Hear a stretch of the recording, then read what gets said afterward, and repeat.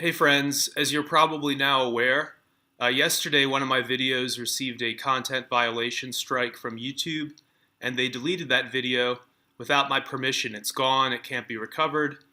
I reviewed every second of that video. There was nobody else's content being used.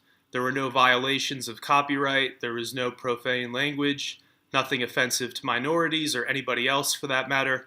It was a simple journalism piece displaying a tweet, which is well within fair use, displaying a tweet from 2011 by Andrew Breitbart, the independent journalist who would later die in March 2012.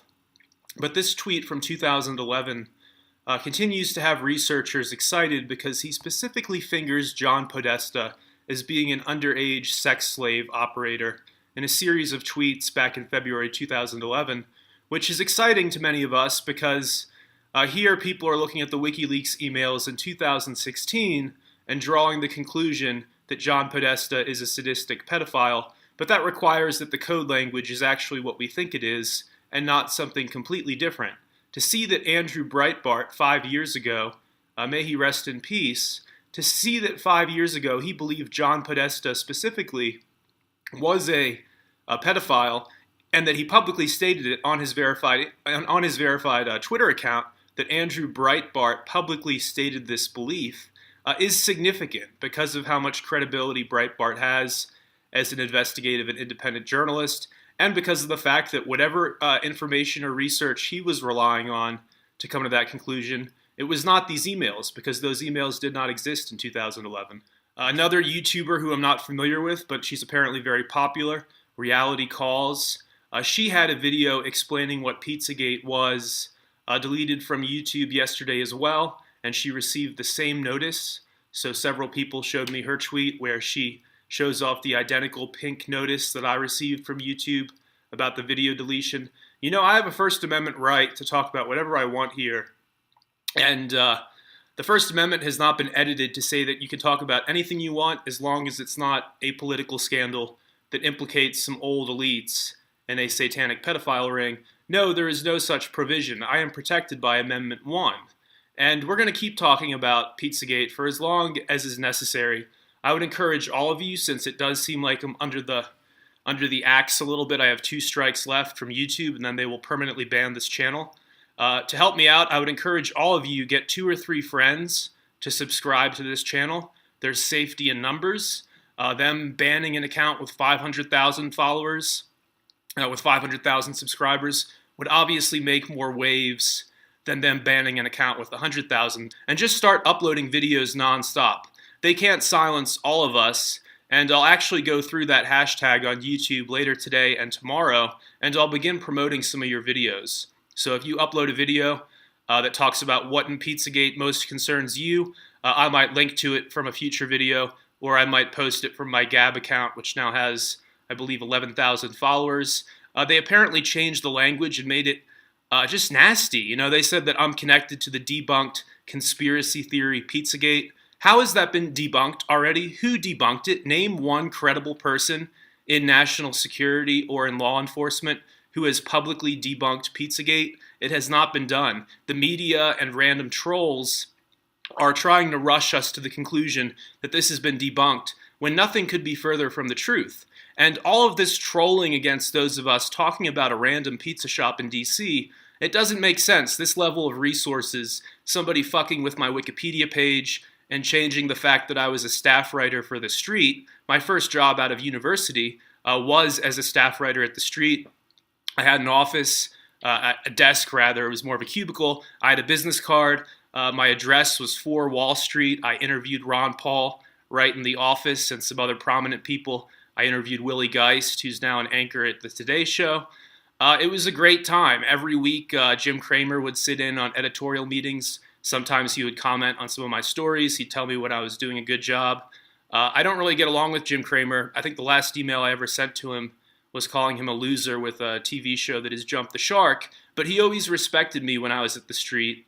And it was a huge opportunity to work around somebody that influential in media. I think he has a mind like a diamond, and it was a good experience.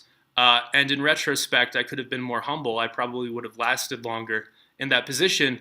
But point being, I was very much a staff writer there. I woke up every morning, went to work, received a paycheck every 2 weeks, staff writer at thestreet.com. So it's inaccurate for them to change my Wikipedia to saying that I just had 2 articles uploaded there in 2009 and 1 article in 2010. I'm not even sure where they're getting that from, but I was contributing stuff every single day. So again, I was a staff writer there, and I was a contributor to Business Insider and Huffington Post and Entrepreneur Magazine, and you can't delete that from the record. Speaking of record, who is it that is behind this trolling campaign against researchers of Pizzagate? Well, since the elites aren't playing fair here and they're being kind of nasty to me, I'm going to be a little bit nasty to them as well. So why is it that a random pizza shop has such vast trolling resources? Well, David Brock was the founder of Media Matters for America, a pro-Clinton media trolling operation, basically a propaganda outlet, for lack of a better description.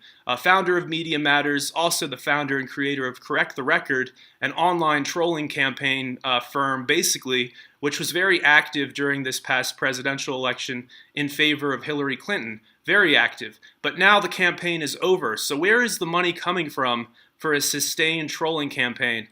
She's already lost, so this doesn't help anybody get elected. Who is paying for the trolling? Well, on Jimmy Comet's Instagram account, the owner of Comet Ping Pong and Pizza, yes, that guy, on Jimmy Comet's Instagram account, is an unusual photo of David Brock, the creator of Correct the Record and the founder of Media Matters for America. David Brock coming down a staircase, and looking quite festive right next to him is Lady Rothschild, who moving forward we're just going to refer to as Lynn Rothschild. She's from New Jersey. I don't think she's worthy or deserving of the title lady. She's the publisher of The Economist magazine, which a very good economic and financial magazine most of the time. I've read it on flights many times before and have found it enjoyable. But over this past election season in the United States, it became completely insane, and it joined the anti-Trump bandwagon of anti-Trump hysteria. And it's interesting that she is the publisher of that when she's also the woman who was hosting $100,000 per plate fundraiser dinners for Hillary Clinton. And she's also the woman who appears in email ID 1606 of the Hillary Clinton emails on WikiLeaks.org. She appears in email ID 1606, and the conversation between Lynn Rothschild and Hillary Clinton in that email thread frankly puzzles researchers, because here Hillary Clinton, who was Secretary of State at the time, is acting in a weirdly deferential manner to this woman, to this private citizen. Why is that? What kind of relationship here do we not see in plain view? In plain view, why is she so deferential to this private citizen? Why is this private citizen using The Economist to slam Donald Trump during the election cycle? Why is this private citizen hosting $100,000 per plate fundraisers for Hillary? But more importantly, why is she popping up on Jimmy Comet's Instagram page at a book party with David Brock? The importance of this is that we now have a direct connection between David Brock, the creator of trolling campaign farm Correct the Record, and Jimmy Comet of Comet Ping Pong and Pizza. You're watching the David Seaman channel on YouTube and Vimeo. Be sure to subscribe below.